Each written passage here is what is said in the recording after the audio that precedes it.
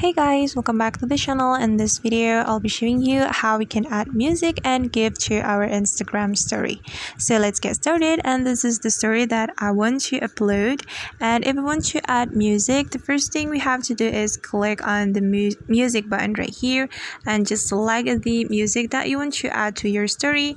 And for example, I'm going to choose this music, so just tap on the music and we can choose the part of the music that we want to add to our story. We can go left or go right, and we can also choose the duration of the music, and we can also add lyrics to this music by clicking on this text button like this.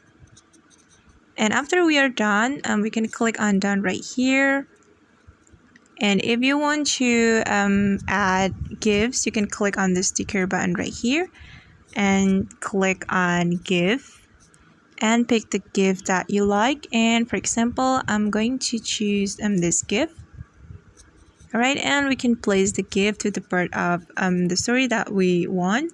And I'm going to place the GIF right here. And after we are done, we can click on your story to share the story to our followers. Alright guys, and that's how we can add music and GIFs to our Instagram story. I hope this video will be useful for you. Thank you so much for watching, and see you on the next video.